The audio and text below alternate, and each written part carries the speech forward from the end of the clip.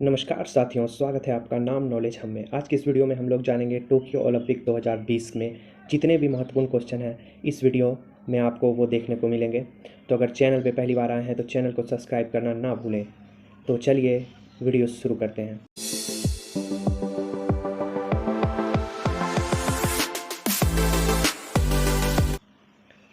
तो Tokyo Olympic जो 2020 में हुआ वो आयोजित हुआ टोक्यो जापान में, और ये कैमा संस्करण था, 32वां यानी 32वां संस्करण हुआ। और उसके बाद ये 28 जुलाई से लेकर 8 अगस्त को आयोजित हुआ, और इसमें कुल कितने गेम थे? 33 गेम थे। तो चलिए आगे बढ़ते हैं। आगे आगे आपके एग्ज़ाम के दृष्टिकोण से ये बहुत ही ज़्यादा इंपॉर्टेंट है कि टोक्यो ओलंपिक का शुभंकर क्या था। तो आपको याद रखना है, टोक्यो ओलंपिक का शुभंकर मिराई तोबा था। और इसमें मशाल किसने जलाया था? तो मशाल जलाया था नाओमी ओसाका ने। और इस टोक्यो ओलंपिक का उद्घाटन समारोह स्टेडियम कौन था? तो आपको याद रखना है, न्यू नेशनल स्टेडियम। और इस ओलंपिक का आदर्श वाक्य क्या था? Faster, higher, stronger, together. तो आपको याद रखना है कि ये जो टुगेदर है ये कुछ दिन के बाद जोड़ा गया। पहले इसमें जोड़ा गया था फास्टर, हायर, स्ट्रोंगर। तो ये है मिराई तोबा। आप देख रहे होंगे यहाँ पे, ये मिराई तोबा है जिसे टोक्यो ओलंपिक 2020 का शुभंकर बनाया गया। तो वीडियो में आगे बढ़ते हैं। तो टोक्यो ओलंपिक 2020 में ध्वजवाहक मैरी कॉम और मनप्रीत सिंह थे, और ध्वज समापन बजरंग पूनिया के द्वारा किया गया। और इस ओलंपिक का टाइटल सॉन्ग हिंदुस्तानी वे था, जिसे कंपोज ए आर रहमान ने किया था और गाया था ए आर रहमान और अनन्या बिरला ने। और आपको याद रखना है कि इस टोक्यो ओलंपिक में कुल 127 भारतीय खिलाड़ी ने भाग लिया। तो चलिए आगे बढ़ते हैं। टोक्यो ओलंपिक में सबसे पहला पदक इस ओलंपिक में मीराबाई चानू ने 21 वर्ष बाद 48 केजी वेट लिफ्टिंग में सिल्वर मेडल जीता। और इससे पहले ये कारनामा 2000 ईस्वी में सिडनी ओलंपिक में कर्णम मल्लेश्वरी ने कांस्य पदक जीत के किया था। तो आपको याद रखना है कि 48 केजी वेट लिफ्टिंग में इस बार सिल्वर मेडल मीराबाई चानू ने जीता, और ये मणिपुर की रहने वाली है। तो चलिए आगे बढ़ते हैं। आगे दूसरा पदक जो है इस बार टोक्यो ओलंपिक 2020 में, वो पीवी सिंधु ने बैडमिंटन में बिंग जियाओ को हराकर कांस्य पदक जीता। और ये 2 ओलंपिक में पदक जीतने वाली पहली भारतीय खिलाड़ी बनी जिसने 2 ओलंपिक में लगातार पदक जीता। इसने 2016 के रियो ओलंपिक में रजत पदक जीता था, और इस बार इसने कांस्य पदक जीता। और आपको बता दें, पीवी सिंधु की एक आत्मकथा है आई एम बैडमिंटन नाम से, तो ये भी आपको याद रखना है। तो चलिए आगे बढ़ते हैं। आगे आपको ये तीसरा पदक लवलीना बोरगोहेन ने मुक्केबाजी में कांस्य पदक जीतकर पूरा किया, और भारत के लिए ये तीसरा पदक था। ये असम की रहने वाली है। ये काफ़ी एग्ज़ाम की दृष्टि से इम्पोर्टेंट है, तो आपको याद रखना है, लवलीना बोरगोहेन ने कांस्य पदक जीता। तो चलिए आगे बढ़ते हैं। आपको ये भी पूछ सकता है कितने केजी प्रतिस्पर्धा में, तो आपको याद रखना है 69 केजी प्रतिस्पर्धा में। तो चलिए इस वीडियो में आगे बढ़ते हैं। तो भारत के लिए चौथा पदक जो कांस्य पदक था वो भारतीय पुरुष हॉकी टीम ने मनप्रीत सिंह की कप्तानी में 41 साल बाद यह पदक जीता। 41 साल बाद। तो इससे पहले आपको याद रखना है कि 1980 में वासुदेव भास्करन की कप्तानी में भारतीय हॉकी टीम ने गोल्ड मेडल जीता था। तो आपको ये भी एग्ज़ाम की दृष्टि से काफ़ी महत्वपूर्ण है कि भारतीय हॉकी टीम ने पिछली बार कब मेडल जीता था ओलंपिक में। तो आपको याद रखना है 1980 में, और किसकी कप्तानी? वासुदेव भास्करन की कप्तानी में। इसके बाद आपको पूछ सकता है कि भारतीय हॉकी टीम ने किसे हराकर यह पदक जीता इस बार। तो आपको याद रखना है, जर्मनी को हराकर इस भारतीय टीम ने कांस्य पदक जीता। तो यह भारत के लिए चौथा पदक था। इसके बाद आगे बढ़ते हैं। तो भारत के लिए 5वां पदक रवि कुमार दहिया ने 57 केजी कुश्ती प्रतिस्पर्धा में रजत पदक जीता। तो आपको याद रखना है कि भारत के लिए 5वां पदक जो रवि कुमार दहिया ने 57 केजी में जीता है, ये आपको हरियाणा के रहने वाले हैं। चलिए आगे बढ़ते हैं। तो आपको याद रखना है अब छठा पदक जो है वो भारत के लिए बजरंग पूनिया ने 65 केजी फ्री स्टाइल कुश्ती में जीता था, और ये भारत के लिए कांस्य पदक जीते थे। तो आपको याद रखना है बजरंग पूनिया के बारे में, इन्होंने 65 केजी प्रतिस्पर्धा में कांस्य पदक जीता। इसके बाद वीडियो में आगे बढ़ते हैं। आगे बात करते हैं भारत के नए उभरते सितारे जिसका नाम है नीरज चोपड़ा। इन्होंने भारत के अभिनव बिंद्रा के बाद दूसरे एकल खिलाड़ी हैं जिन्होंने गोल्ड पदक जीता।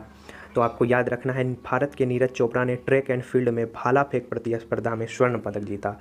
और आपसे पूछ सकता है, इन्होंने 87.58 लगभग 87.5 मीटर भाला फेंका और इसने भारत के लिए गोल्ड मेडल जीता। तो आपको इससे रिलेटेड एक क्वेश्चन और पूछ सकता है, ये कहाँ के रहने वाले हैं? ये पानीपत हरियाणा के रहने वाले हैं और इनका जन्म 24 दिसंबर 1997 में हुआ और इसे 2018 में अर्जुन पुरस्कार से भी नवाजा गया है। तो आपको याद रखना, भारत के लिए पहला गोल्ड मेडल इस टोक्यो ओलंपिक में 2020 में नीरज चोपड़ा के द्वारा लाया गया। तो चलिए आगे बढ़ते हैं। टोक्यो ओलंपिक से रिलेटेड कुछ अन्य तथ्य हैं जो आपके एग्ज़ाम की दृष्टिकोण से काफ़ी महत्वपूर्ण हैं, तो आइए इन्हें जानते हैं।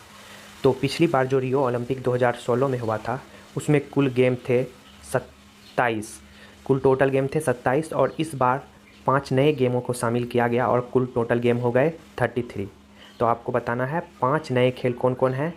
तो ये 5 नए खेल हैं surfing, skateboarding, sports, climbing, karate और बेसबॉल। ये आपको याद रखना है, एग्ज़ाम के दृष्टिकोण से काफ़ी महत्वपूर्ण है। और आगे बढ़ते हैं। एक ही ओलंपिक में 7 पदक जीतने वाली दुनिया की पहली महिला तैराक बन गई है एमा मैकॉन। ये भी क्वेश्चन आपको बहुत ही अच्छा क्वेश्चन है, याद रखना है। और आपको याद रखना है, पहला स्वर्ण पदक इस बार यांग कियांग चीन के द्वारा जीता गया, जो इस टोक्यो ओलंपिक का पहला पदक था। आगे बढ़ते हैं। टोक्यो ओलंपिक में कुश्ती में एम्पायरिंग करने वाले एकमात्र भारतीय खिलाड़ी अशोक कुमार बने और जूरी जजों की श्रेणी में शामिल होने वाले भारतीय पवन सिंह बने। तो ये दोनों क्वेश्चन आपको काफ़ी महत्वपूर्ण है, तो इन्हें याद रखें। और हॉकी में हैट्रिक लगाने वाली पहली भारतीय महिला बनी वंदना कटारिया। तो आपको ये क्वेश्चन याद रखना। हालांकि हॉकी महिला टीम जो कोई भी पदक जीत नहीं पाई, लेकिन उनका प्रदर्शन इस बार काफ़ी अच्छा था, तो ये क्वेश्चन आपको एग्ज़ाम में पूछ सकता है। हॉकी में हैट्रिक लगाने वाली वंदना कटारिया थी। तो इस वंदना कटारिया को उत्तराखंड सरकार ने बेटी बचाओ बेटी पढ़ाओ अभियान के द्वारा ब्रांड एम्बेसडर भी बनाया गया। तो ये भी क्वेश्चन आपके एग्ज़ाम के दृष्टिकोण से काफ़ी महत्वपूर्ण है। तो आइए एक नज़र पदक तालिका पे डालते हैं। तो आपको याद रखना है कि इस बार के टोक्यो ओलंपिक में पहले पायदान पे अमेरिका, दूसरे पे चीन और तीसरे पे जापान और 42 नहीं, सॉरी यहाँ मिस्टेक हुआ है, और ये 42 नहीं है, ये 48 स्थान पे आपका इंडिया है जिसने 7 पदक जीता। और अमेरिका ने 39 सोना, 41 रजत और 33 कांस्य पदक जीते, जो कुल मिलाकर 113। चाइना ने 38, 32, 18 जो 88 हुए टोटल, और जापान ने 58 टोटल पदक जीता और भारत ने 7 पदक जीता। तो ये रहा आपका अंक तालिका जो कि आपको याद रखना है, और इंडिया का 48 है। तो चलिए वीडियो में आगे। तो टोक्यो ओलंपिक 2020 में कुछ चर्चित खिलाड़ी जो काफ़ी चर्चा में रहे उसके बारे में भी आपको याद रखना है, जो एग्ज़ाम के दृष्टिकोण से काफ़ी महत्वपूर्ण है।